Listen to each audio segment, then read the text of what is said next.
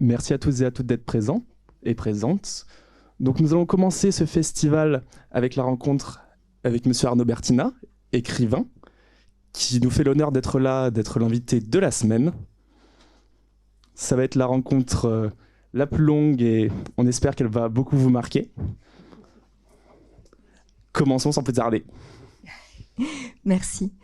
Alors, l'œuvre d'Arnaud Bertina est importante, pour ne pas dire énorme, immense. Donc j'ai choisi plutôt dans cet entretien de me concentrer sur deux textes, qui sont deux textes récents, deux textes documentaires.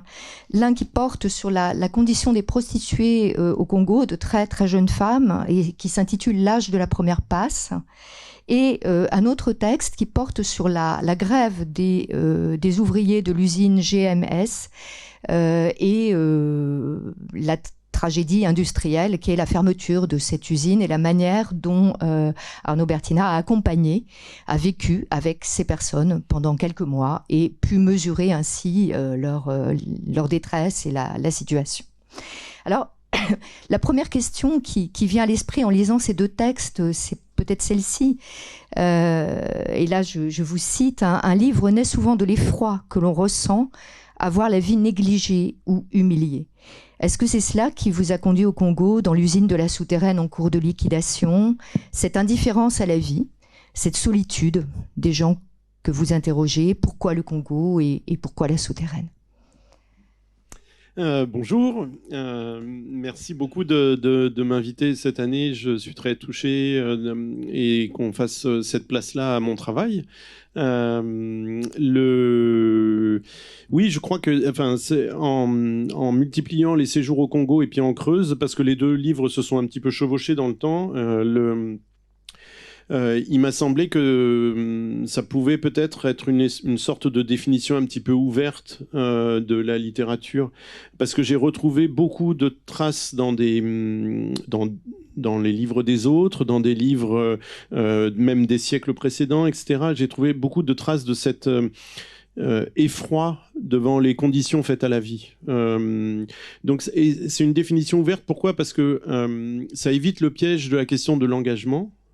Qui, elle, au contraire, propose de la littérature ou du geste créatif une définition assez étroite, assez restrictive. Alors que le fait de dire que la création artistique est une réponse à une forme de stupeur, stupeur devant la violence à laquelle sont exposés les gens au cours de leur vie, toute forme de violence. Il me semble que voilà, c'est une définition plus ouverte. Et surtout, c'est une définition plus ouverte parce que ça laisse l'autrice ou l'auteur convoquer les moyens qui lui semblent les plus justes pour essayer de répondre à cet effroi. C'est-à-dire que si, par exemple, à tel ou tel, c'est l'humour qui lui semblera la meilleure arme, voilà, ça peut donner donc des grands livres comiques, et on ne verra pas immédiatement qu'en fait, il y a un fond d'inquiétude, mais une lecture attentive nous donnera à lire cette inquiétude-là. Donc voilà, l'idée que la vie est fragile et que parfois on n'est pas armé pour essayer de faire une vraie place à cette fragilité-là. Il y a par exemple dans des livres qui m'ont beaucoup marqué, comme Au-dessous du volcan de Malcolm Lowry, il y a beaucoup d'exemples comme ça où Malcolm Lowry fait dire ou jouer à son personnage de consul des scènes dans lesquelles on voit que sous des dehors bravaches, en fait, il y a une espèce de panique fondamentale, c'est-à-dire que la vie est trop fragile et qu'il faut arriver à répondre à cette panique-là. Et je trouve ça vraiment très très beau. Il y a aussi chez un poète comme par exemple Frank Venaille. Frank Venaille s'arrête assez souvent dans certains de ses recueils sur les chevaux de mine. Il est sidéré par la violence qui a pu être faite au fil des siècles aux chevaux de mine par les hommes qui, par exemple, en leur crevant les yeux pour qu'ils puissent rester au fond de la mine, ou alors les mines qui sont inondées en laissant les chevaux à l'intérieur, etc., etc. Des choses comme ça, c'est-à-dire vraiment des images qui deviennent pour ces artistes-là des images obsédantes de moments où la vie est humiliée, et avec l'espoir que l'œuvre d'art va pouvoir répondre à cette humiliation-là, c'est-à-dire redresser les gens. Et moi, c'est un petit peu, dans une moindre mesure, c'est un petit peu ce qui m'est arrivé au Congo, c'est-à-dire d'être face à des très jeunes femmes de 14, 15, 16 ans, et qui déjà, pourtant si jeunes, avaient déjà eu affaire à à plein de formes de violences différentes. Et moi, voilà, j'avais le cœur serré devant ça. Je me sentais aussi assez démuni, c'est-à-dire que je n'ai pas les moyens de les sortir de cette misère-là. En revanche, les moyens que j'ai et qui, je crois, ne comptent pas pour rien, c'est de bien parler d'elles. C'est-à-dire, par exemple, de ne pas parler d'elles uniquement que comme des victimes. C'est-à-dire de montrer, quand j'ai sous les yeux des preuves qu'il y a encore une vitalité, qu'il y a encore une énergie, un espoir, une intelligence qui s'exprime chez elles, et bien justement, à la fois d'écrire par quel biais elles sont victimes d'un ordre économique, d'un ordre de violence masculine, etc., les montrer aussi encore en train de se battre, les montrer aussi encore en train de s'amuser, etc. Et donc, parler bien d'elles, c'est les réinscrire dans quelque chose de plus large. La vie sociale les assigne à un endroit où elles souffrent, à un endroit où elles sont justement victimes, mais l'œuvre d'art, ça va être le moment où justement on va essayer de les relever de cette humiliation-là. Oui, et c'est peut-être plus fort que la colère, dont on sent quand même qu'elle vous saisit par moments, et qu'un discours purement militant qui reviendrait au fond à témoigner à la place des autres, au lieu de laisser parler au fond.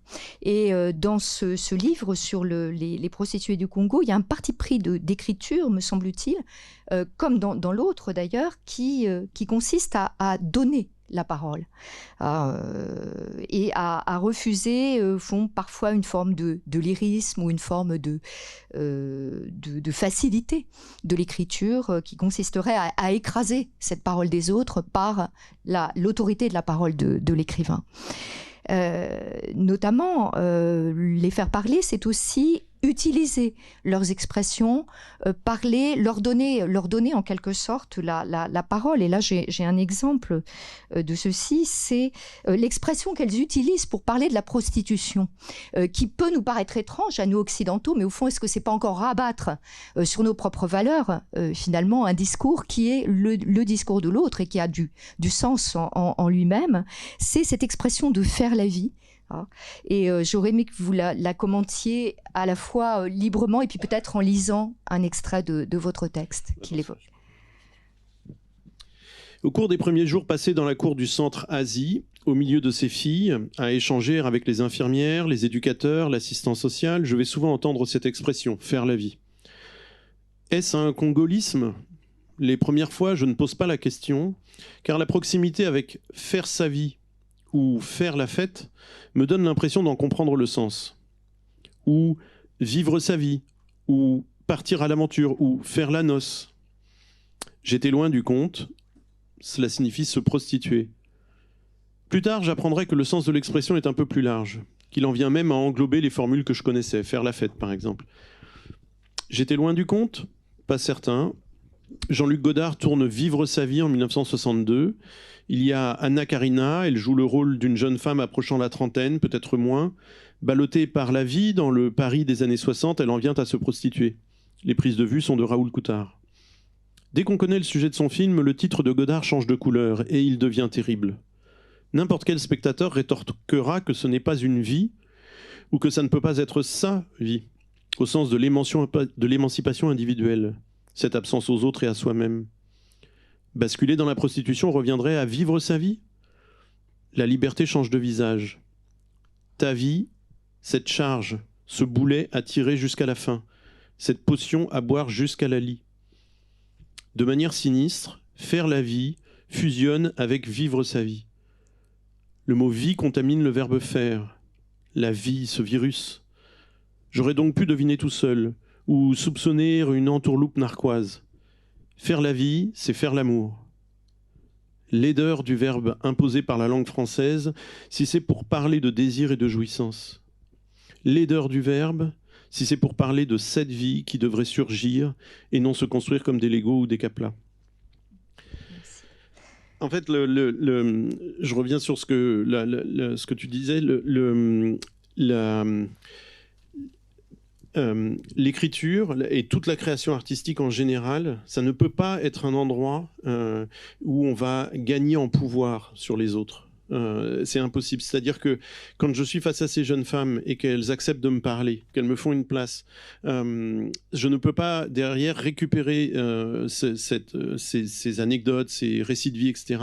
et les faire miens. C'est pas possible. Je peux pas tout d'un coup m'en servir pour moi apparaître comme seul auteur du livre, par exemple. Il faut nécessairement que ce soit des livres coécrits d'une certaine manière. C'est-à-dire, il faut vraiment que tout d'un coup, alors que ces filles ne sont pas écoutées le reste du temps, eh ben que le livre soit au moins le moment où on va les écouter. Sera au moins le moment où elles pourront s'exprimer directement, sans que moi je remette ça à ma sauce ou sans que j'interprète plus que ça ce qu'elles me disent. Normalement, toute la création artistique se méfie toujours de toutes les prises de pouvoir, quelles qu'elles soient. Et que le but du jeu, derrière n'importe quel geste artistique, c'est au contraire de déconstruire ces pouvoirs-là, parce qu'il y a toujours quelque chose de toxique dans la plupart des formes de pouvoir. Et donc, je pense que la littérature et les autres arts sont là pour nous alerter en permanence sur cette toxicité-là, quoi. Tout comme pardon, on n'est pas sous tutoiement, hein, comme tu alertes en fait en permanence ton lecteur sur, par exemple, l'usage du français, l'usage de certains mots, l'usage du français, parce que c'est la langue au Congo, c'est la langue de la police, c'est la langue de la loi, c'est la langue du colonisateur. Et donc, au fond, quand on refuse ces assignations d'identité brutales, on est par exemple dans un bar à pute, l'expression lexicalisée, donc ce qui assigne un lieu à ces personnes. Au fond, on leur refait. En quelque sorte, on redouble la violence dont elles sont déjà victimes. Et il y a une expression que j'ai beaucoup aimée dans le livre, c'est je voudrais que le livre soit comme entre la gifle, j'essaie de me glisser entre la gifle et la joue. En fait, entre la main et la joue.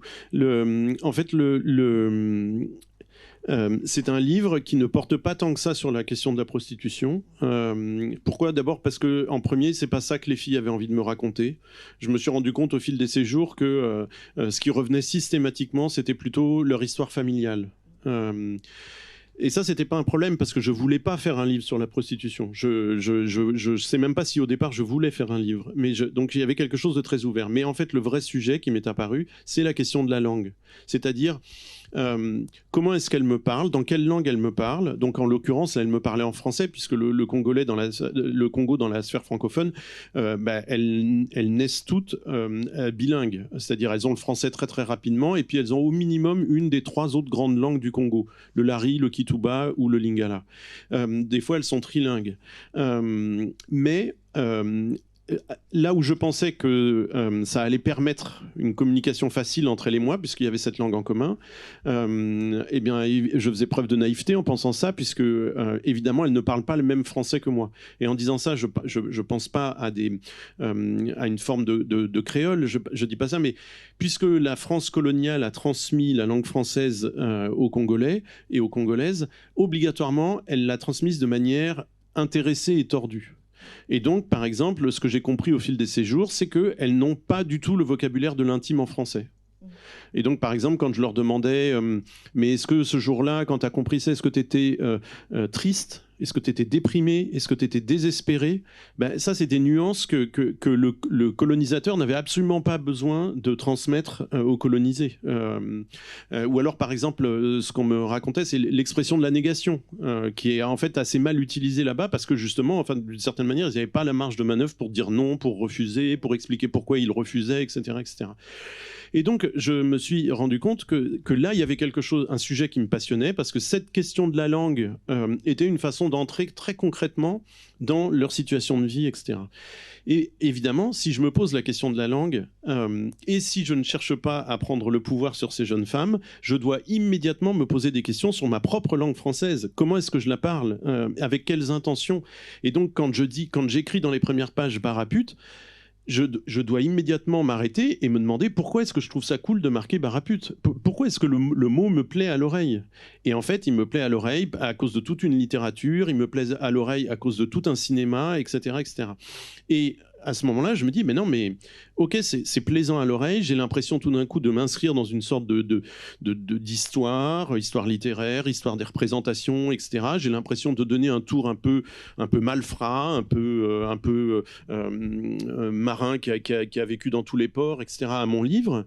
Mais en fait, ce charme-là, je dois à tout prix me soustraire à ce charme-là. Je dois aussi, moi, faire un travail d'enquête sur ma façon de parler le français, de manière à me retrouver exactement sur un pied d'égalité avec elles. C'est-à-dire, de la même manière que j'essaye de comprendre comment elles me parlent en français, qu'est-ce qu'elles arrivent à me dire et qu'est-ce qu'elles n'arrivent pas à me dire, je dois moi aussi essayer de comprendre qu'est-ce que j'arrive à dire en français et qu'est-ce que je n'arrive pas à dire en français. Et donc, c'est vraiment le sujet du livre, c'est devenu le sujet du livre, c'est ça. C'est non pas parler d'elles, parce que je ne peux pas affirmer beaucoup de choses les concernant, tout en ayant passé du temps avec elle. Mais par contre, ce que je peux dire, c'est « Ah tiens, quand elle me parle en français, j'entends ça et ça. Et quand moi, je leur réponds, elles entendent ça et ça. » Essayer vraiment de bricoler une sorte de pied d'égalité à l'intérieur de la langue française. Qui est tout le contraire de ce moment qui m'a frappé, où on voit 5 types qui arrivent, 5 personnes un peu lourdes, là, des types qui sont dans le bar, qui sont des clients potentiels, et qui commencent à plaisanter grassement, au fond, sans se poser cette question de l'interculturalité et de la façon dont ils seront perçus. Ce qui me conduit à ma prochaine question, au fond, à travers cette violence subie, au fond, ce qui est posé constamment, c'est le statut de sa propre écriture. Et il y a une question que tu poses qui est la suivante. Est-ce que l'enquête sociale trahirait, entre guillemets, trahit la littérature ?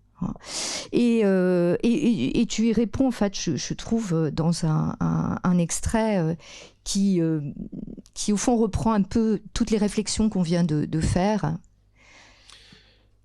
Alors écrivain, je dois tendre l'oreille pour distinguer tristesse de désespoir dans ce que me confie Chloé, ou pour comprendre que le mot joie est un peu trop large pour ramasser ce que me confie Rosine. Certains penseront que ce compagnonnage avec Asie fait de moi un travailleur social. Je m'éloignerai de la littérature. Pourtant, à me demander si c'est l'adjectif stressé qui décrira précisément Mercia, ou si c'est angoissé que je dois utiliser, je suis au plus près de la vibration qui a nom littérature. Les mots ne se valent pas, ils renvoient tous à des mondes différents ou à différentes formes de présence au monde.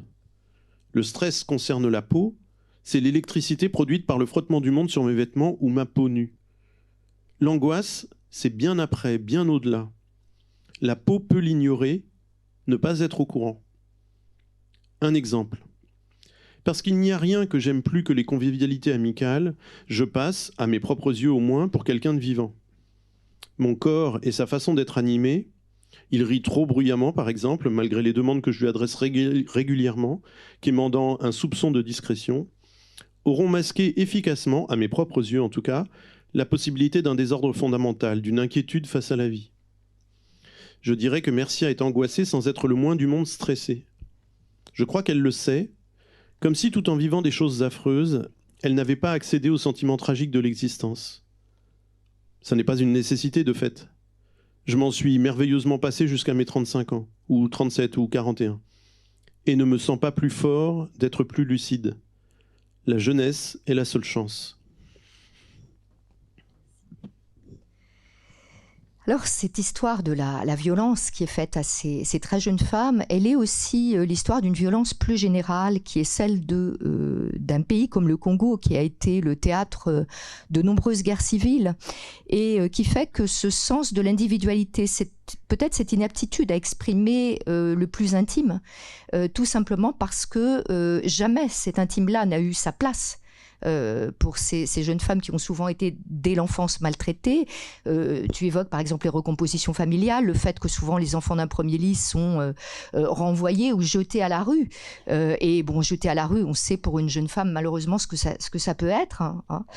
Et il y a un passage, un moment de témoignage de Dominique Anouilh qui rappelle ces guerres civiles sans procès, c'est-à-dire sans travail de mémoire en fait, autour de la violence auquel elles ont donné lieu, sans gassasa comme ça a été le cas au Rwanda. Et ce moment-là en fait relie une violence collective, une violence de la société en général, à la violence faite à ces très jeunes femmes. Est-ce que bon, bien sûr, j'ai songé à un extrait, mais je vois que le temps passe. Est-ce qu'on peut gloser un peu ce...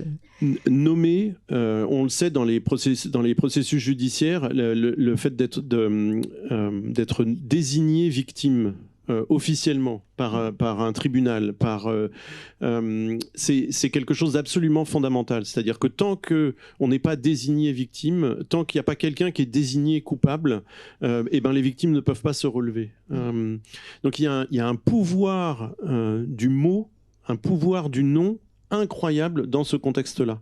Mais en fait, ce pouvoir-là, il existe aussi justement de manière plus large dans la littérature, quoi. C'est-à-dire justement accompagner cet effort de description du monde, faire cet effort-là. C'est-à-dire arriver à décrire la violence qui est faite à telle ou telle personne quand les mots disparaissent, quand les noms disparaissent. Là, pour moi, c'est vraiment à cet endroit-là que la littérature est certainement au plus aigu, à l'endroit le plus brûlant où elle puisse se tenir.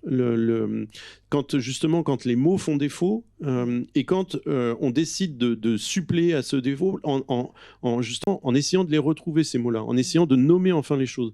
Donc là, pour ces femmes congolaises qui, effectivement, en 93 et en 97, il n'y a pas du tout eu de tribunaux, donc elles n'ont jamais, il n'y a jamais personne, aucune instance officielle qui leur a dit « oui, vous avez bien été victime de viol, et oui, c'est inadmissible, oui, c'est inqualifiable, et oui, si on pouvait rattraper vos violeurs, il faudrait qu'ils soient condamnés », ça n'a pas eu lieu. Et donc cette violence-là sur les victimes continue d'être dans l'air absolument partout, parce qu'il n'y a pas un nom qui a été fixé sur une chose. Et pour les criminels, pour les violeurs, eux, au contraire, un sentiment d'impunité absolument incroyable, quoi. Et il me semble que la littérature est vraiment à sa place quand elle essaye de répondre à l'absence des mots, à l'absence des noms. Et c'est aussi ce que j'ai essayé de faire avec La Creuse, quoi. C'est-à-dire que l'ordre économique néolibéral, avec la sous-traitance, etc., fait que les entreprises changent sans arrêt de nom, elles passent de main en main, etc., et qu'il devient très très difficile de nommer une entreprise ou de nommer les salariés en disant voilà, tu appartiens à telle entreprise, ah bah non, ça c'était il y a 2 ans, maintenant la boîte s'appelle autrement, etc.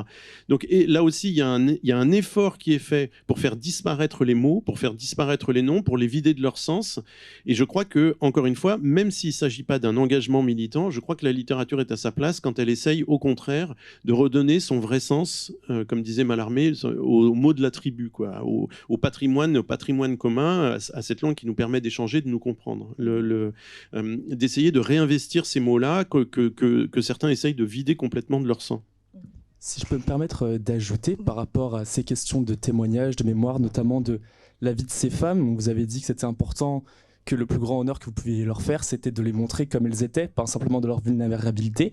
Donc vous n'avez pas utilisé que la littérature, excusez-moi, comme médium, vous avez également utilisé la photographie.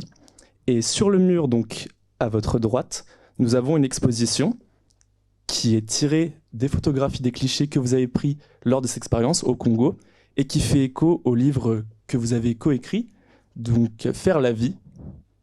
Donc cette façon aussi de montrer autrement que par les mots, également par la photographie, ce que sont ces femmes. Oui, tout à fait. En fait, je vais le raconter très très vite. J'ai fait plusieurs séjours et toutes ces photos ont été prises l'avant-dernier jour de mon dernier séjour, à leur demande. C'est-à-dire c'est elles qui, cette fois-là, contrairement à tout ce que j'avais pu faire les semaines précédentes, c'est elles qui m'ont demandé à être prises en photo. Donc elles ont posé. Et ça s'est fait très vite et sans réfléchir, si bien que je pense qu'elles ont été aussi surprises que moi par le résultat.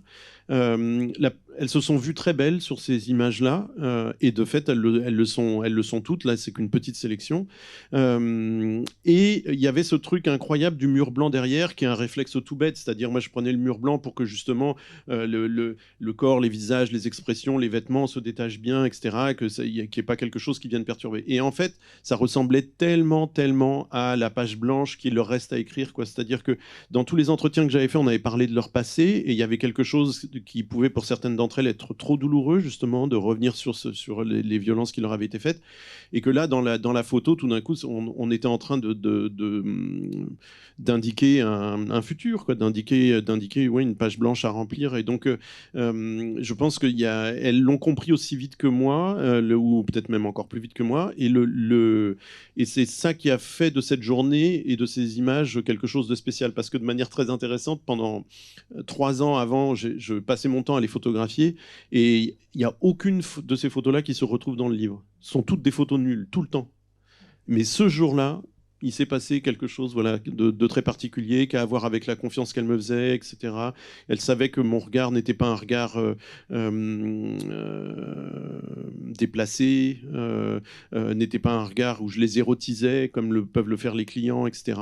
Et donc tout d'un coup, il y avait quelque chose qui pouvait se libérer. Elle pouvait se retrouver à nouveau un petit peu souveraine. Elle pouvait redresser la tête et puis avoir un regard de défi. Alors que le soir, quand elles ont un regard de défi, elles se prennent une torgnole immédiatement. Donc là, ce jour-là, il s'est passé quelque chose de beau et qui, résultat, ne vient pas juste illustrer mon livre, mais presque faire un contrepoint, quoi. C'est-à-dire, dans le livre, c'est plutôt la partie accablée de la vie de ces jeunes femmes, alors que là, dans le livre de photos, c'est au contraire presque à nouveau des jeunes femmes qui osent être à nouveau un peu solaires, un peu récupérer du terrain sur tout ce qui leur a été retiré. C'est vrai qu'on sent une gaieté en réalité dans ces photos, et il y a un épisode dans le livre qui m'a frappée. C'est celui où une jeune femme en fait arrive à l'Asie. Elle s'est fait frapper par son compagnon qui est son souteneur, qu'elle appelle son love, et elle arrive avec un cocard, à moitié amoché, et les autres, au lieu de faire preuve de compassion, rient.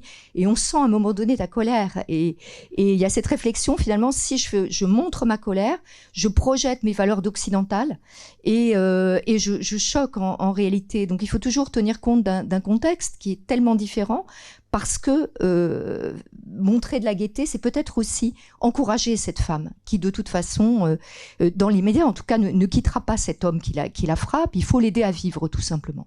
Oui, j'ai été très surpris par leur réaction, par la réaction des copines, le jeu que j'ai trouvé très violente sur le moment, que j'ai trouvé vraiment très déplacée. Et en fait, je me suis tu. Parce que j'étais tellement surpris que je me suis dit immédiatement qu'il y avait quelque chose qui m'échappait, qu'il y avait une motivation, un raisonnement qui m'échappait. Et en fait, ça, c'est des moments incroyablement heureux dans une vie quand tout d'un coup, on prend les autres au sérieux, quoi. Et donc là, j'ai décidé ce matin-là de prendre les filles au sérieux, de me dire, elles savent ce qu'elles font et elles le savent mieux que moi. C'est elles qui vivent cette vie-là. Et donc, c'est à moi d'essayer de les rejoindre et non pas à elles d'aller dans mon sens, quoi. Et donc ensuite, l'après-midi, quand j'ai enquêté pour essayer de comprendre ce qui s'était passé, ce qui était en jeu, j'ai été très surpris par les réponses des filles et qui étaient effectivement, en fait, des réponses en empathie. Moi, j'avais l'impression qu'elles se comportaient comme des harpies, alors qu'en fait, elles avaient à cœur d'essayer de l'aider à pas sombrer et à reprendre pied dans la journée plutôt qu'à rester dans la nuit et de ce qu'elle avait vécu cette nuit-là, quoi.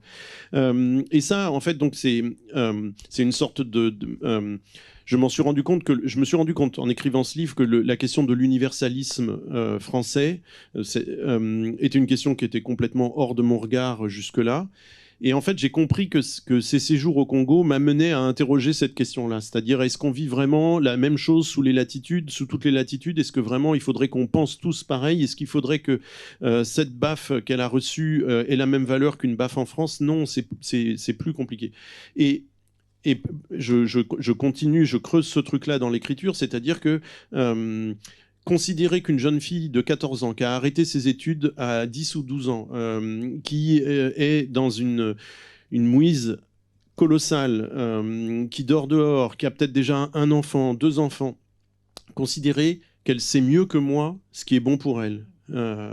Et ça, c'est très très fort parce qu'en fait, normalement, moi, du haut de mes 45 ans à l'époque, j'aurais très bien pu, au contraire, dispenser des conseils en permanence, quoi. Par exemple, il y a une scène qui m'a semblé très forte sur ce plan-là, c'est je discutais avec une jeune femme qui n'a plus vu sa mère depuis qu'elle a l'âge de 8 ans. Quand elle a eu 8 ans, sa mère est partie vivre ailleurs. Je lui demande, est-ce que tu voudrais la revoir? Et elle me dit oui, mais je n'ai pas l'argent pour le train et je n'ai pas l'argent pour les cadeaux.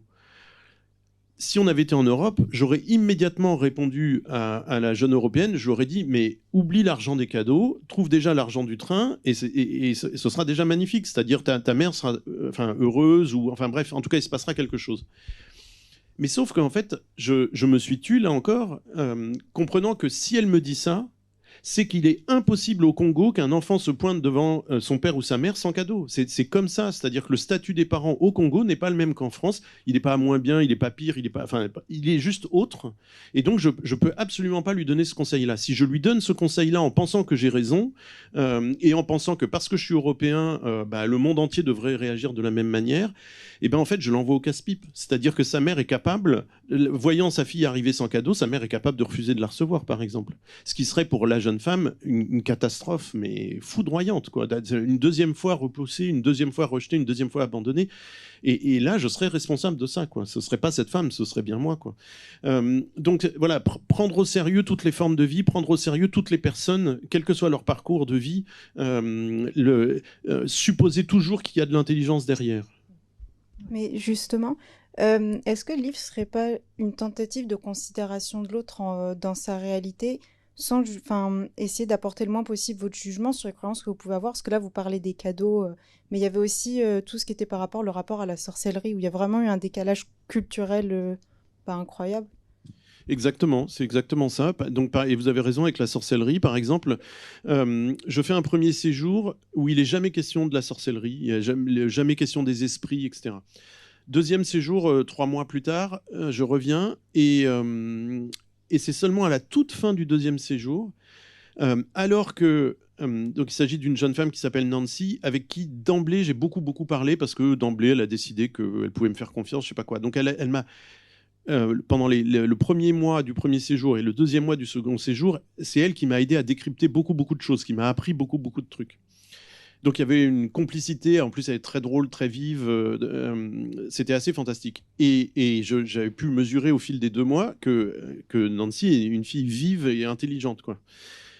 Et là, tout d'un coup, elle me parle des hommes sirènes qui la nuit sortent de l'océan pour venir lui manger son âme. Mais je dis, mais qu'est-ce que tu racontes, quoi?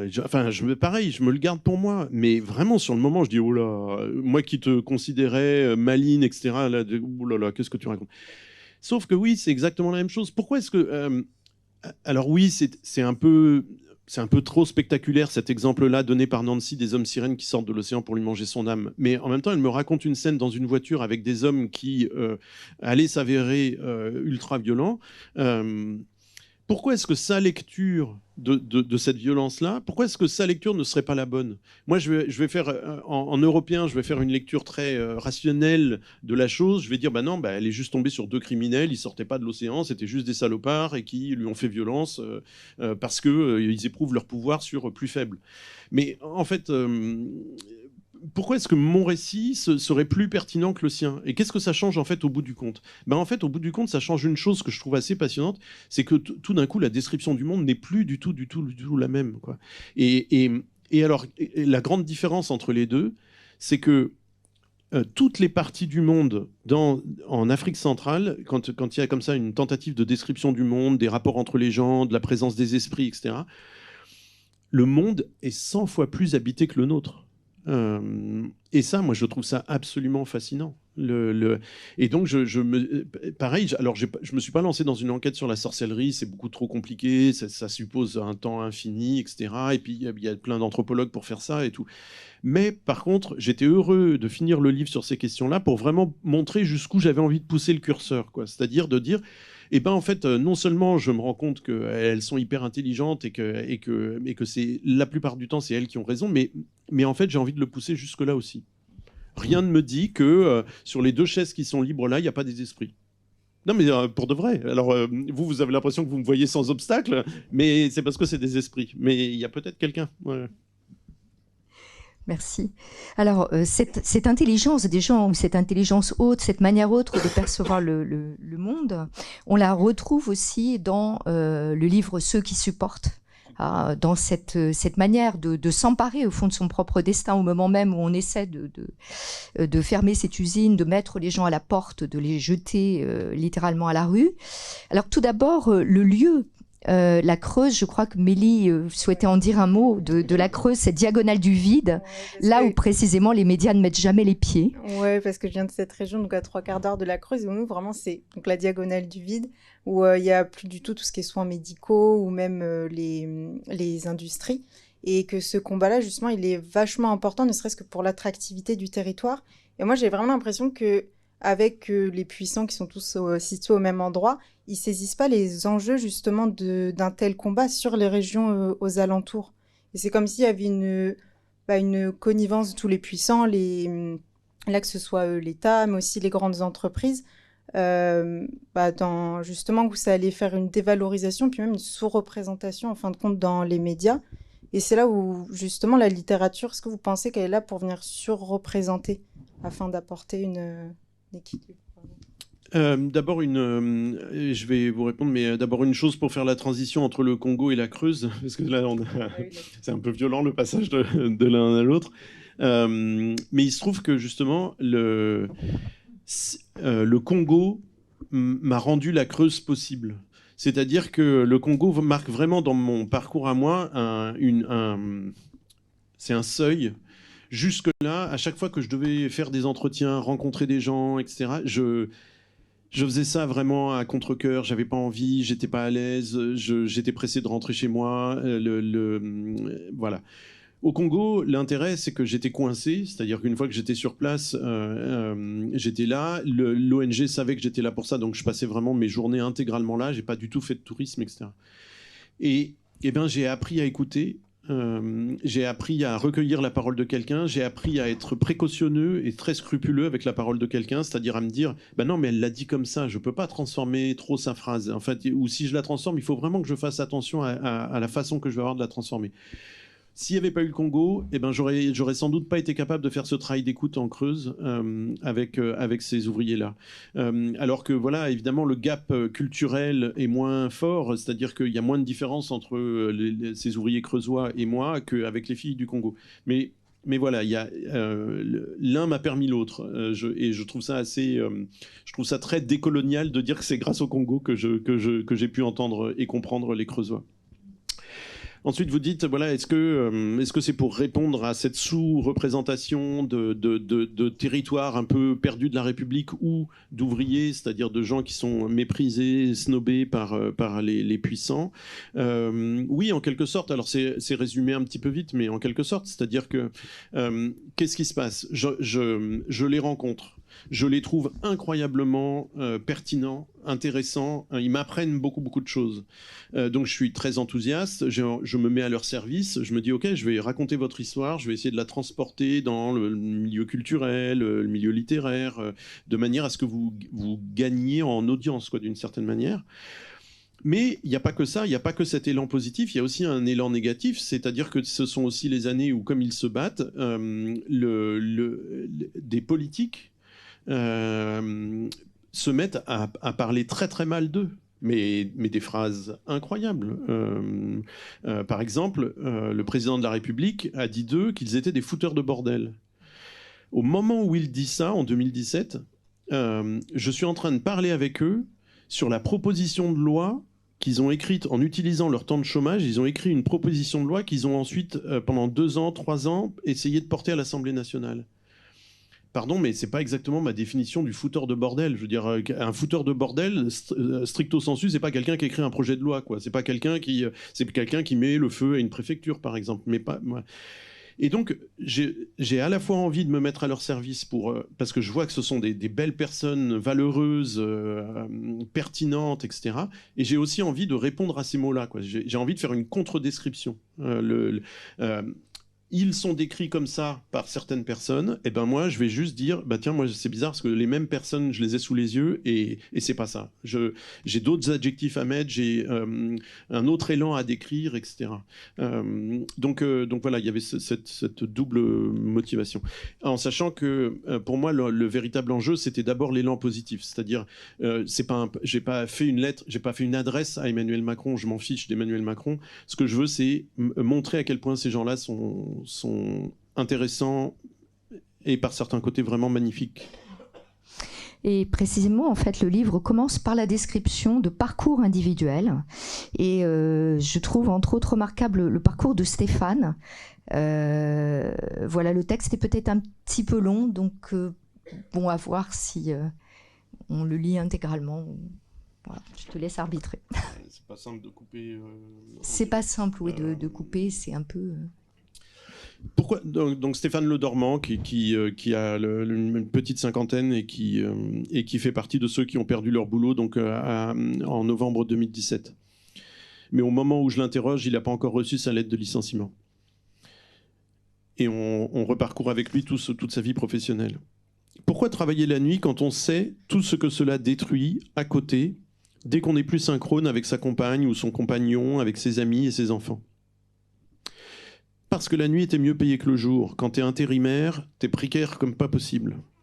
Je vous ai dit, mes contrats étaient renouvelés ou non tous les vendredis. La logique pour nous, c'est de travailler le plus possible pour gagner le plus d'argent possible. Comme ça, on a l'impression d'éloigner de nous un peu la violence que ça serait la fin du contrat. C'est un cercle vicieux. Si tu gagnes 1 000 € par mois en travaillant dans la journée, celui qui embauche le soir et travaille la nuit gagne à peu près 1 350 €. La différence est de cet ordre. Je demande à Stéphane si ces 350 € supplémentaires sont le prix de la vie sociale et amoureuse qu'il pourrait avoir en travaillant de jour, mais ni lui ni moi ne pouvons répondre à cette question. Ce silence entre nous est à la fois beau et déstabilisant. C'est en tout cas la seule façon de répondre au stress de la précarité, me dit Stéphane. Ensuite, on va lui proposer de prendre en charge une presse de 630 tonnes. Il s'agit de remplacer un intérimaire qui n'a pas fait le boulot, augmentant ipso facto le SMED de la machine, c'est-à-dire son temps de changement référence. Toute la production était décalée. Quelqu'un a dit au chef de cette équipe « Prends Stéphane Le Dormant si tu veux corriger ça ». Et de fait, Stéphane fera baisser le SMED à force de rigueur et de concentration. À l'époque, il travaille de jour, mais il embauche à 5 h du matin en semaine A et quitte l'usine à 12 h 30 quand il embauche à 12 h 30 en semaine B pour terminer à 20 h. Ce n'est pas évident. On accepte ce rythme par dépit et non par choix. Quand tu travailles de 5 h du matin à 12h30, tu tiens jusqu'au mercredi. Mais ensuite, tu fais la sieste après le repas, en veillant à ne pas te décaler complètement. Durant cette période, je travaillais souvent le week-end aussi, pour des boulangers ou des pâtissiers. Le vendredi, je quittais l'usine de la Souterraine à 20 h et j'embauchais à 23 h pour travailler jusqu'à 13 h le lendemain. La santé de Stéphane commence à flancher. Il n'a que 26 ans, mais fait déjà de l'hypertension. C'est la précarité qu'amène ça. Un de ses collègues va réagir. Va voir le chef de service de presse, il embauche, lui. Voilà. Oui, effectivement, ces parcours individuels sont une sorte de réponse non seulement à l'indifférence, mais à une indifférence destructrice des patrons successifs qui n'ont qu'une idée, au fond, c'est de liquider la boîte. Ce que tu résumes, je dirais, page 78-79, par cette terrible expression à la fois entrisme et baston. Voilà, si on veut résumer ce désastre, entrisme et baston. Et c'est non seulement une chute programmée dont les étapes sont détaillées, mais aussi c'est l'histoire finalement d'une spoliation légale. C'est-à-dire qu'à un moment donné, un des employés, Christian Durand, découvre, à l'occasion du non-versement d'indemnité maladie, que jamais l'entreprise, par rapport à ce que lui a versé l'État, n'a reversé à Bercy les cotisations URSSAF qu'elle devait. Et ce qui est montré donc ici, c'est véritablement un scandale légal mais non réprimé par la loi. Alors est-ce que Bercy s'est naïvement ou délibérément assis pendant 3 ou 4 ans sur ces cotisations-là? Comment se fait-il qu'un simple artisan soit immédiatement traduit au tribunal quand il ne verse pas ses cotisations URSSAF et que cette entreprise bénéficie en quelque sorte d'une impunité totale? Oui, de manière plus générale, en fait, ce livre, c'est aussi on peut le décrire aussi comme une espèce d'enquête sur les patrons voyous qui font ça avec la connivence de l'État. Là, en l'occurrence, effectivement, pour Bercy, il était tout à fait possible de négocier l'absence pendant 4 ans de ces cotisations qui n'avaient pas été versées par la direction. C'était pas un problème. Les patrons, en l'occurrence, n'ont pas été derrière les barreaux. Donc, je voulais à tout prix décrire, avec l'aide des GMS, je voulais à tout prix décrire cette situation-là de connivence de l'État avec des patrons qui, en fait, siphonnent les finances des boîtes qu'ils rachètent. Et pourquoi ? Pour mettre ça en contraste, justement, avec, au contraire, le portrait de ces ouvriers durs à la tâche, scrupuleusement honnêtes, obsédés par leur honnêteté et par la légalité. Donc, montrer qu'il y a vraiment un décalage, au moins dans leur histoire, j'en fais pas une règle générale, mais au moins dans leur histoire, un décalage fou entre ces ouvriers honnêtes et ces directions successives qui se succèdent entre 2000 et 2017 et qui systématiquement trouvent un nouveau moyen pour vider les caisses de la boîte. Par exemple, il y a ce truc que je trouve incroyable et qui est le plus simple de toutes les arnaques que je raconte, c'est la plus simple à comprendre. À un moment, il y a 2 hommes et une femme qui rachètent l'entreprise et qui immédiatement vont faire une opération qui, elle, est effectivement légale, c'est-à-dire ils vont dissocier le foncier, les murs, le terrain, de l'activité commerciale. Et donc, ils vont demander à l'activité commerciale de l'usine de verser un loyer pour le foncier.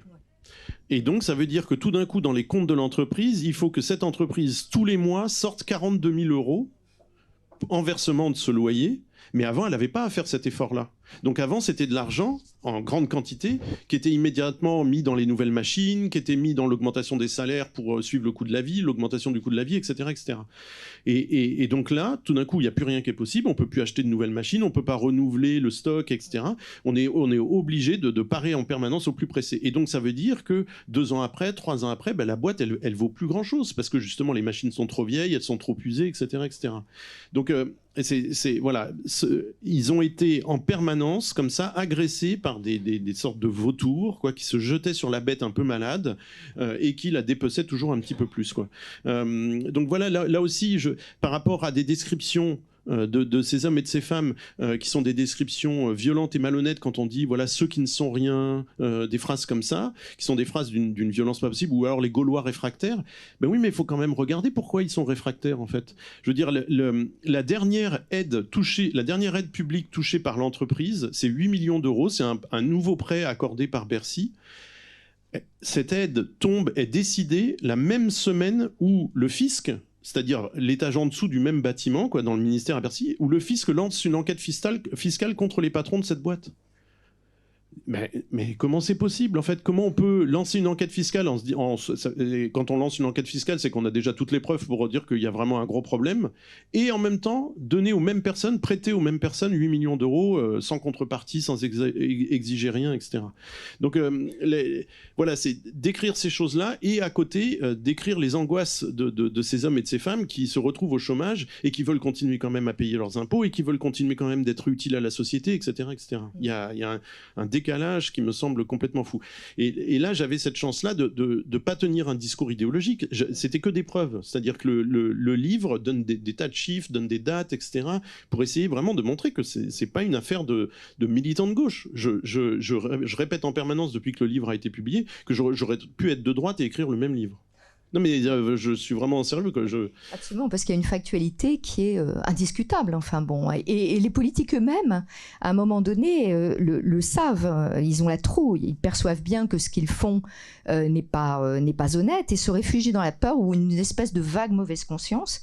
Et il y a un épisode qui est très intéressant, c'est celui des négociations qui devraient se mener en fait au ministère du Travail et qui sont délocalisées dans un hôtel Ibis. Et là, tout d'un coup, les ouvriers prennent conscience à la fois de leur puissance et du fait qu'ils ont été floués. Et c'est un extrait du livre qui se trouve page 69. Et donc là, c'est Vincent Labrousse qui s'exprime, qui est une sorte de leader. Il veut pas du tout de ce mot-là, mais c'est un petit peu ça. C'est avec ce genre de détails que tu mesures la puissance qu'on peut avoir. On est une délégation de 7 personnes et ils ont peur de nous.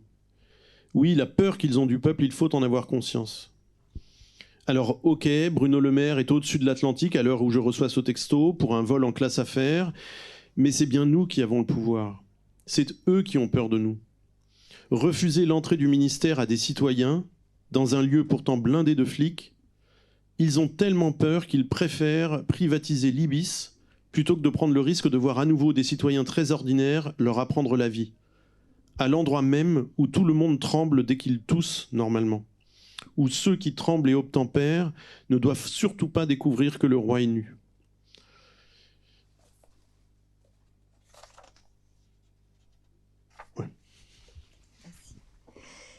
Et on voit bien ici que, au fond, le crime suprême, c'est l'indifférence. L'indifférence à la fois des repreneurs de l'usine et celle des politiques.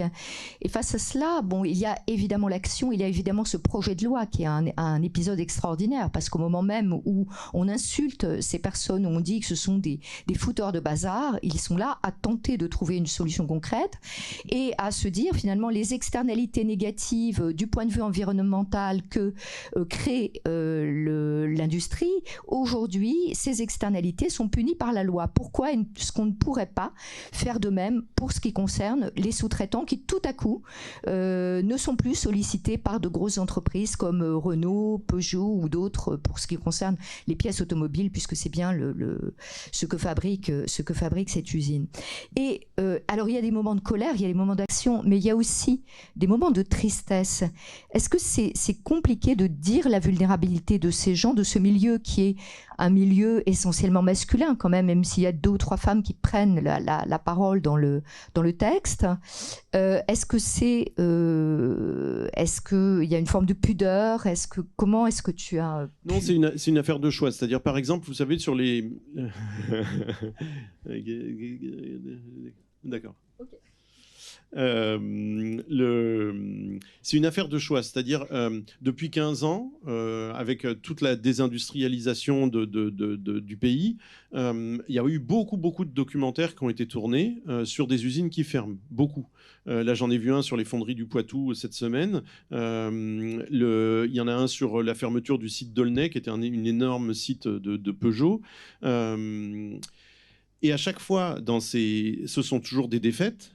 C'est-à-dire c'est toujours des usines qui ferment, donc avec le lot d'angoisse qui est filmé par les documentaristes et où on voit des ouvriers pleurer, où on les voit sans solution, se battre mais au final perdre quand même, etc. Et donc c'est une affaire de choix. Moi je voulais à tout prix montrer des gens qui se battent et je voulais pas mettre l'accent sur ce qui va être perdu, c'est-à-dire là l'usine n'a pas fermé mais quand même on n'en est pas loin du tout, et mettre l'accent sur ce qu'ils ont réussi à faire ensemble. C'est-à-dire c'est pour ça que c'est un livre en fait qui est assez optimiste si on le lit un peu vite, parce que justement ce que je cherche à montrer d'abord c'est la joie de se battre ensemble. Ce qui est quelque chose qui est rarement montré, pareil, aux journaux télévisés, même rarement montré des fois dans les documentaires. C'est-à-dire que dans les documentaires, comme il s'agit de questions politiques graves, on met l'accent sur la lutte, la colère, tout d'un coup quelqu'un dans une foule qui se met à hurler, etc. Voilà, des images comme ça dures. Mais il y a toujours, dans tous les combats sociaux, il y a toujours aussi cette dimension de joie. Pourquoi ? Parce que tout d'un coup, on arrête de faire tourner l'usine, on découvre ses collègues, on leur parle autrement, on leur parle plus tranquillement, on apprend à les connaître, et surtout, on met en commun tout ce que l'on sait. Et donc, il y a de l'intelligence qui se fabrique là à toute vitesse dans les combats sociaux. Dans les manifestations, par exemple, quand les manifestations sont pas trop encadrées, quand ça peut virer à la manifestation sauvage, là aussi, c'est toujours hyper joyeux. Et donc, moi, ce que je veux, c'est ce que je voulais pour ce livre, c'était ça. Plutôt que montrer les larmes des ouvriers, je voulais à tout prix montrer d'abord donc des gens de valeur, des belles personnes, mais aussi montrer justement tout ce que produit le combat social. Pas simplement ce qui va être perdu, mais ce que produit le combat social. Et en fait, ce sont des gens qui se sont révélés à eux-mêmes et à leurs collègues beaucoup plus intelligents que ce qu'ils imaginaient, parce qu'ils avaient eu un parcours scolaire chaotique, parce qu'ils avaient travaillé très tôt, etc. Ben, en fait, au bout de 5 ans, à discuter avec des ministres, à discuter avec des présidents de la République, à se rendre compte qu'ils leur tiennent la dragée haute. C'est-à-dire à se rendre compte qu'en fait, ben, par exemple, un jour, il y a un ministre auprès de Bruno Le Maire, Benjamin Griveaux, qui leur dit « Moi, je suis un spécialiste des plans sociaux ». ça les a un peu énervés. Et donc, pendant 10 minutes, ils ont dit, bah, nous, c'est le 3e plan social, donc on peut vous en parler. Et au bout de ces 10 minutes, le ministre, ça lui échappe. Il dit, ah, c'est instructif de vous écouter. Alors qu'il venait de se présenter comme un spécialiste. Donc, il y a quelque chose qui ne va pas du tout. Si 10 minutes, ça suffit pour qu'il apprenne des choses, il y a vraiment un gros problème, quoi. Donc voilà, moi, c'était très important pour moi de ne pas faire un livre contre le pouvoir en place, mais de faire un livre avec ses ouvriers et de montrer la beauté de cette intelligence qui tout d'un coup surgit là où personne ne pensait que c'était possible que ça surgisse. Vous savez, comme quand il y a un sol que vous savez polluer, puis en fait, tout d'un coup, un jour, si, il y a une plante qui pousse. Là, c'est exactement ce qui s'est passé pour eux. Ils se pensaient plus ou moins idiots. À la tête de l'État, on leur disait qu'ils étaient idiots. Et tout d'un coup, ils participent à des réunions sur la vie économique de la Creuse. Ils arrivent avec des idées pertinentes dans ces réunions-là. La préfète de la Creuse dit « Ah ça, j'y avais pas pensé ». Non mais c'est incroyable, quoi, le mépris de classe. Encore une fois, moi ce qui m'intéresse, c'est pas le mépris de classe, c'est que ce jour-là, Vincent Labrousse, il est arrivé avec des idées pertinentes pour la vie économique du territoire. Alors qu'il a évidemment pas fait d'études sur ces questions-là, mais juste en réfléchissant avec son cœur, en réfléchissant avec aussi tout ce qu'il a appris au fil des 10 années de lutte, il est devenu pertinent sur ces trucs-là. Donc je trouve ça très très beau, et je voulais que le livre soit beau. Et justement, ce que je trouve très admirable, c'est la volonté qu'ils ont de toujours croire en l'institution. Ils essayent encore et encore, alors que on aurait vraiment pu penser qu'à un moment, il y a un ras-le-bol général, mais ils tentent encore d'expliquer, d'apprendre, alors qu'elle-même, l'institution, les a complètement abandonnés, quoi. En fait, quand vous dites ça, vous mettez exactement le doigt sur le cœur du livre. C'est-à-dire que pendant 2 ans, je n'ai pas voulu faire de livre sur leur situation. Je faisais juste des longs articles qui paraissaient dans des revues littéraires, etc. Sauf que le jour où j'ai compris ça, que c'était ça l'ADN de cette lutte précisément, parce que dans d'autres luttes, ils se disent, au bout d'un moment, ils se disent on va mettre le feu à la préfecture, on va mettre le feu à Paris, etc. Eux, c'est hors de question. Ils ne veulent pas ça. C'est une option qui n'existe pas pour eux. La seule option pour eux, mais jusque dans une forme un peu de bêtise, c'est de dire on veut à tout prix que ça reste dans le cadre légal. On ne fera rien d'illégal. D'abord parce qu'on sait que si la machine judiciaire se met on va être broyé. On n'aura pas on sera jamais...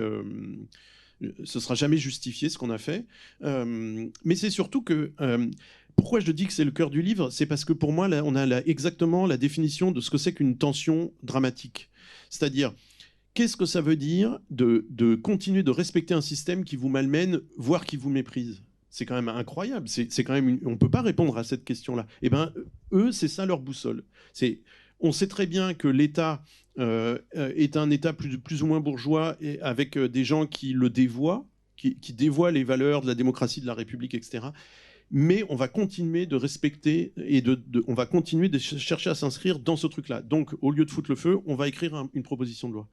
Et moi, je me suis dit, ça, c'est une tension impossible. C'est exactement comme dans Racine, quand il faut choisir entre Rome et Bérénice, quoi. Eh ben, dès lors que je choisis, c'est une catastrophe. Je ne peux pas éviter la catastrophe, quoi. Donc, il y a ce moment d'extrême tension. Je me suis dit, là, si, il faut faire un livre, en fait. Ça, c'est le cœur d'un livre. C'est plus une affaire d'article, ça. Et en plus, ils sont porteurs de solutions concrètes, puisqu'à un moment donné, ils imaginent de fédérer les moyennes entreprises sous-traitantes pour créer une sorte de système de veille qui permette de démarcher les marchés européens, c'est-à-dire de ne pas être uniquement dépendant du même donneur d'ordre, et ainsi de pouvoir se sortir de cette dépendance et de cet abandon catastrophique par Renault des commandes. Et donc tout ça est d'une extrême intelligence, et les politiques n'y ont pas pensé une seconde, tout simplement parce qu'ils avaient envie de fossoyer ce site industriel. En fait, quelqu'un m'a demandé, il y a très peu de temps, m'a demandé pourquoi, qu'est-ce qui fait que là, ils sont toujours encore ensemble? C'est-à-dire, comment ça se fait qu'ils continuent d'être tous amis, de se voir et de militer quand il faut, etc., quand ils peuvent. Et en fait, je pense que la réponse, elle est toute simple, mais elle est très belle. C'est parce que leur boussole, ce qui les a en permanence guidés dans chaque choix, c'était beau moralement. C'est-à-dire que si s'était dit, on va enlever le patron, on va mettre le feu à la voiture du patron, etc. Ils l'auraient sans doute fait, enfin ils auraient pu le faire, mais par contre, le lendemain, ils auraient eu du mal à l'assumer. C'est-à-dire qu'il y a, oui, j'ai fait un truc hors la loi, puis il y a peut-être la maison d'à côté qui a brûlé, etc. Mais c'est tout, on a pris des risques. Donc, ils ne se seraient pas regardés dans la glace, je veux dire. Et donc, ça aurait abîmé le groupe. Alors que là, ils ressentaient tous que systématiquement, les choix qu'ils faisaient étaient des choix qui, moralement, étaient beaux. Et je pense que ça les a entretenus, ça les a aidés à comment dire, ça a nourri la joie d'être ensemble. Le fait de savoir qu'il y avait de la noblesse dans leur choix. Et il y a quelque chose de puissant dans cette joie d'être ensemble, précisément, c'est que on chante de cette façon toutes les stratégies individuelles et ce qu'on appelait la leupénisation des esprits dans les années 80, qui consiste à envisager d'abord sa propre trajectoire, en quelque sorte hors sol, par rapport à un contexte. Et un épisode très puissant que j'adore, c'est celui de l'omelette au cèpe. C'est-à-dire que au Festival de Cannes, la série dans le documentaire de Lech Kowalski sur le site industriel a été retenu. Donc c'est l'espoir d'une visibilité et il y a une délégation d'ouvriers qui se rend à Cannes pour voir, pour assister. Et il y en a un qui est un cuisinier expert qui va chercher tout simplement les produits de la nature et qui partage avec les autres cette omelette au cèpe. Ce qui est une façon de dire que peut-être l'omelette au cèpe aussi, c'est politique. Ouais. En l'occurrence, non mais j'adore les chiffres, il y avait 36 œufs et 2 kilos de cèpe. C'est quand même pas mal, c'est quand même un beau plat. Et oui, et l'idée, c'est de mettre tout ça en partage, quoi. Il y a quelque chose de vraiment très, très joyeux là-dedans, quoi. Et en fait, ce sont les plus belles luttes, c'est celles qui, justement, plutôt que d'afficher le désespoir, décident d'afficher tout ce qui nourrit, quoi, tout ce qui rend plus fort, quoi. Mettre l'accent sur ce qui nous motive et nous enthousiasme plutôt que sur ce qui nous désunit. Et en fait, dans l'histoire sociale, même l'histoire assez récente, on trouve des exemples de ça. C'est-à-dire que le monde néolibéral qui est le nôtre depuis les années 80, grosso modo, est un monde justement qui nous fait croire à la compétition permanente de tout le monde contre tout le monde, quoi. C'est-à-dire qui nous vend une extrême solitude. On est tout seul et mon voisin et mon familier et mon proche, il est capable de me manger à un moment. C'est-à-dire s'il peut me prendre mon boulot, s'il peut me racheter ma voiture, etc., etc. Donc en fait, on est tous dans cette espèce de crainte-là. Tous les liens sociaux se sont amenuis au fil du temps, etc. Sauf que quand on est attentif aux combats sociaux, eh ben, on se rend compte qu'il y a des formes de solidarité et d'intelligence de cette solidarité qui perdurent. J'ai un exemple qui est un exemple incroyable qui a été filmé justement dans les grandes grèves de 1980 sur le site d'Aulnay dont je parlais tout à l'heure en région parisienne. Un jour, donc le site était occupé par l'ensemble des salariés. Ils étaient vraiment très très nombreux à l'époque. Et un jour, la direction se demande comment les désunir. Comment faire pour que la cohésion qu'il y a en ce moment dans le mouvement s'effrite. Et en fait, ils ont fait distribuer des sandwichs un jour pour le déjeuner en disant cadeau, quoi, cadeau de la direction. Sauf que c'était des sandwichs intentionnellement traditionnels avec du jambon dedans. Et bien immédiatement, c'est-à-dire qu'ils ne sont pas du tout tombés dans le piège, immédiatement ils ont dit on ne touche pas au sandwich parce que les 400 Nord-Africains qui sont nos collègues, ils ne vont pas pouvoir le manger. Et donc on ne va pas manger des sandwichs devant eux. Donc on se prive du déjeuner plutôt que de se priver de nos collègues. Mais quelle magnifique vigilance, quelle attention et souci de l'autre, et surtout ils ont percuté très très vite. Un autre exemple que j'aime, mais qui est un exemple plus ancien, mais vraiment j'aime énormément cet exemple-là, et j'essaye de vous le raconter vite. Dans les années 60-70, en Italie, il y avait une énorme crise du logement. En France, comme il y avait eu beaucoup de construction après 1945, la crise du logement a été un peu moins forte. En Italie, elle était très forte. Donc il y avait une pression immobilière terrible. Et quand des rues, des quartiers étaient refaits, très longtemps avant, les gens savaient qu'ils allaient avoir un appartement ou pas. Et donc, là, ça se passe dans la banlieue de Milan, qui est une grosse banlieue, une énorme banlieue ouvrière dans ces années-là. Et voilà, il y a une rue complète, longue, et de part et d'autre, tout a été refait, construit. Donc, il y a énormément de logements qui vont être livrés. Je ne sais pas, je dis n'importe quoi, 2000 logements qui vont être livrés. les familles sont toutes convoquées pour faire une espèce de cérémonie de remise des clés, etc. Une semaine avant, énormément de ces logements sont squattés par des gens encore plus pauvres venant des bidonvilles de Milan et qui, évidemment, eux, n'ont pas eu de logement. Le bailleur social décide de maintenir la remise des clés. Et en fait, quand les familles arrivent, ils leur disent, voyez, tous les appartements là sont squattés. Débrouillez-vous, nous, on ne peut rien faire. Et donc là encore, le bailleur comptait sur une part mauvaise que soi-disant on aurait en nous, en disant ils vont les sortir manu militari, ils vont se débrouiller, ils vont faire la police eux-mêmes, quoi. C'est-à-dire vraiment le truc crade. Les familles se concertent, ça dure parce que ils sont très nombreux, ils se connaissent pas, etc. Ça leur prend 2-3 heures dans la journée.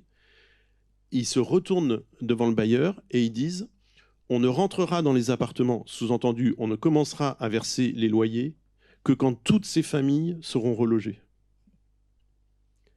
Mais c'est incroyable. C'est-à-dire, moi, je vis avec ma fille.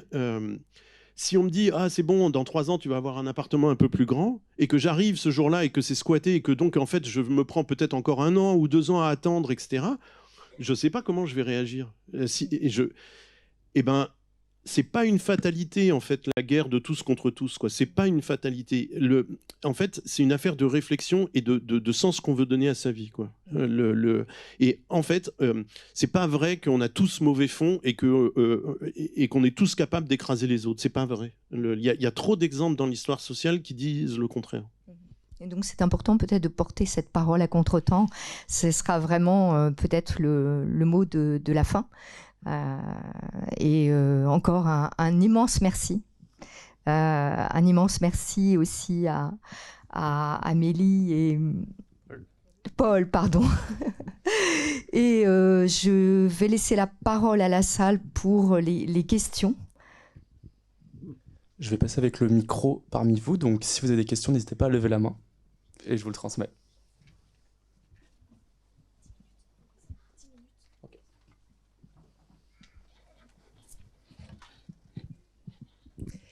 Merci beaucoup. C'est vraiment très très intéressant et les derniers exemples font du bien.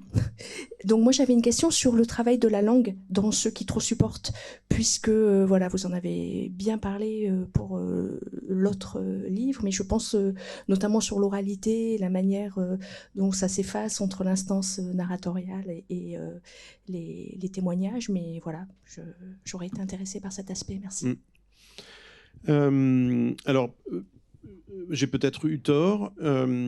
Il me semblait pour ce livre avec les Creusois que la question de la langue était moins centrale, moins essentielle, parce que évidemment qu'on ne parle pas la même langue, eux et moi, mais il faut pas exagérer quand même, quoi. C'est-à-dire que là où au Congo, je décelais énormément de choses dans la façon qu'elles avaient de se confier à moi, et dans le vocabulaire dont moi je disposais, en Creuse, c'était moins le cas. Il y avait des différences et elles étaient amusantes. Par exemple, un jour, avant de faire le livre, dans un premier temps, je me suis dit, tiens, si on faisait des portraits vidéo, et le Télérama avait décidé de les publier, ces portraits vidéo. Et donc j'appelle un des leaders et je lui dis, oh, c'est fantastique, Télérama accepte de les publier et tout. Et moi, je savais que Télérama, voilà, c'est un nombre d'abonnés et de lecteurs faramineux, quoi. Et il me répond, alors que ça fait déjà 3-4 ans qu'il parle tous les jours quasiment à des journalistes, il me dit, c'est quoi Télérama? Donc je voyais bien que là, il y avait un gap culturel, pas au sens de la grande culture, mais de référence, quoi, qui n'était pas le même. Mais sur la langue, alors, résultat, là, les entretiens, oui. Oui. Ouais. Les entretiens, je les enregistrais tout le temps. Et donc, ça me permettait de revenir systématiquement à ce qu'ils avaient dit et vraiment à leur pause, d'être vraiment très, très attentif à comment ils m'ont raconté une chose.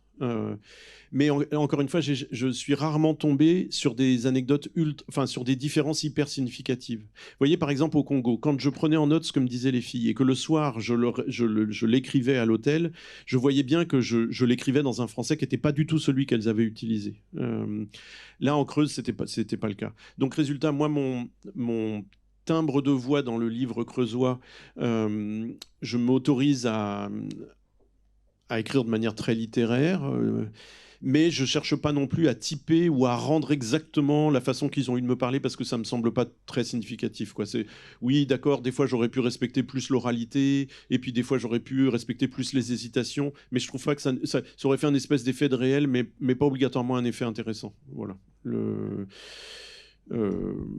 Ça, c'était mon arbitrage. Après, je peux avoir tort, hein. Vraiment, je laisse la chose ouverte. Je n'étais pas sûr de moi comme j'étais sûr au Congo. D'autres questions, Martin? Merci beaucoup pour cette présentation. Ça va un peu dans le sens aussi de Sybille, parce que il y a pas. Tu avais dit au départ, le livre peut être le lieu de récolte de cette parole. Mais entre la récolte et le livre, il se passe pas mal de choses, quoi. Donc il y a une médiation en fait entre les deux. Et là, bon, tu as déjà répondu sur ce que tu faisais en fait avec la parole récoltée, comment tu te débrouillais pour la transcrire le plus fidèlement ou le plus sincèrement possible. Mais il y a aussi dans le livre tout un tas de réflexions sur ta propre position que tu rajoutes. Et même si on peut dire, bon, c'est peut-être mal choisi le mot, une possibilité de lecture pour ton lectorat. Donc on passe en permanence entre ces trois pôles. Et comment tu as en fait construit cette chose-là? Et l'autre question, c'était plus pour les GM+S, parce qu'évidemment, c'est très beau cette supériorité morale en respectant en fait la loi et la parole donnée, mais c'est très très fort aussi dans le livre. Même si les autres ne le respectent pas, donc on est toujours dans le piège. Et en plus, eux, ils sont doublement dans le piège. C'est presque une mission impossible de transformer cette supériorité morale en un rapport de force de changement, parce ils restent en fait dépendants de leur commanditaire, et même la loi ne changera rien à ce rapport-là. La première question, c'est au Congo, je l'ai dit, j'avais l'impression de faire partie du problème. C'est-à-dire, j'avais l'impression que je ne pouvais pas parler de ces jeunes femmes-là sans moi apparaître dans le champ de la caméra. Ce que je ne fais pas dans les autres livres. C'est le livre où j'apparais le plus et où je parle même de moi, etc. Je parle de mes histoires d'amour, de ma détresse amoureuse, etc. Mais parce que j'avais l'impression que ça faisait partie du sujet. Et que si je ne faisais pas ça, je regardais les filles de trop loin en faisant croire qu'elles pouvaient être un objet d'étude et que moi, par contre, je m'acceptais de la chose. Pour la Creuse, encore une fois, je faisais moins partie du sujet. Donc je suis moins présent dans le livre. Par contre, l'effort d'écriture est le même, c'est-à-dire je cherche là encore à créer une plateforme un peu d'égalité entre eux et moi. Donc ça veut dire quoi, par exemple? Il y a 2 chapitres où j'ai écrit le chapitre, et puis c'était sur des sujets que je maîtrise pas bien, par exemple sur l'histoire syndicale, etc. Donc je me méfie un petit peu de mes analyses. Et donc, par 2 fois, j'ai envoyé mes chapitres à certains de ces ouvriers pour qu'ils me donnent un retour de lecture. Et par 2 fois, le retour de lecture a été sidérant. C'est-à-dire, par exemple, il y en a un, il me dit non, franchement, là, ton chapitre, ça va pas, tu tapes trop fort sur telle ou telle personne, tu t'en prends trop à la préfète de la Creuse, elle est peut-être plus sincère que ça, etc. Leurs réponses m'ont tellement intéressé, je les ai trouvées tellement surprenantes que je me suis dit, je vais prolonger mon chapitre avec ce retour de lecture. C'est-à-dire, dans le chapitre même, je donne les clés pour critiquer le chapitre. C'est la même idée, c'est-à-dire ne pas faire du livre un lieu de pouvoir. Ne pas chercher à prendre le pouvoir sur eux en écrivant le livre. Considérer que je ne pense pas m'être trompé lourdement dans les chapitres, mais par contre, je pense qu'ils ont encore plus raison, et de toute façon, c'est leur histoire. Donc, même s'ils me contestent, je dois continuer de leur donner la parole. Voilà, ça, c'est Et ta deuxième question, c'était C'était de transformer la supériorité morale oui. en puissance en fait en mode de changement qui a quand même le but. Même si c'est pas approuvé, on avait déjà parlé. Non, mais les hommes politiques ou les industriels à qui ils ont eu affaire s'en fichent complètement de savoir que les ouvriers GMS ont une supériorité morale sur eux. Ils s'en fichent complètement. Et par contre, les GMS ne s'en fichent pas de savoir qu'ils ont une supériorité morale. C'est-à-dire que eux, ça les a beaucoup aidés à tenir et à pas désespérer. Encore une fois, ils ont fait quelque chose de beau et ça les porte, ça les transporte. C'est d'autant plus remarquable d'ailleurs cette impartialité en fait, parce qu'à un moment donné, tu fais une analyse complète presque temps par temps du discours à l'enterrement de Yann, de la préfète qui arrive et qui, au lieu de se garer avec les autres voitures, fait emprunter à sa voiture l'allée centrale, celle qui est réservée à l'arrivée du corps. Donc première transgression. Et au fond, dans la lecture que les ouvriers font de son discours, il y a beaucoup plus d'indulgence que dans ta propre lecture. Et finalement, ce correctif montre une espèce de profondeur de champ, en réalité, dans leur lecture, qui est vraiment impressionnante. Mais encore une fois, effectivement, comment une victoire morale pourrait devenir une victoire politique, ça reste une question.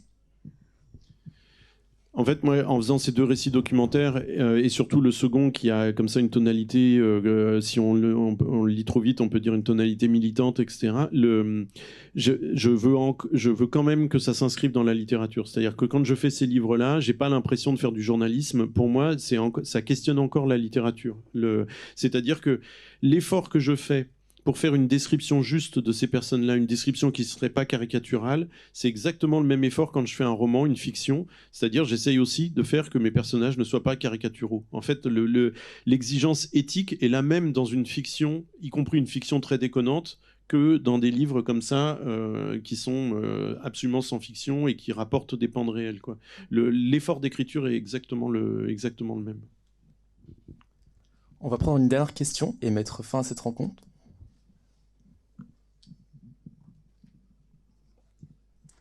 Si on n'a pas, je vais me permettre de vous poser... Bon, très bien, je vais vous poser une question alors par rapport à la puissance en fait du groupe dans la plupart de vos romans. Donc c'est quelque chose qu'on remarque dans Des châteaux qui brûlent, qu'on remarque aussi dans Ceux qui te supportent. Donc vous avez parlé de l'institutionnel, Mélie a notamment cité le fait que ces personnes, elles continuent à croire en l'institutionnel et pourtant ce sont des groupes qui se forment de manière non institutionnelle. Les syndicats par exemple sont assez peu cités, notamment dans Ceux qui te supportent. Alors évidemment, il y a des délégués syndicaux qui ont des places très importantes, mais c'est vraiment le fait que les personnes soient collègues, qu'elles soient au même endroit, qui les forge entre elles, ce n'est pas une fédération qui va les pousser à se regrouper et à faire grève ensemble, c'est vraiment cette proximité physique qui crée la force du groupe. Oui, en fait, je fais une réponse courte, mais ça appellerait vraiment des réponses plus longues.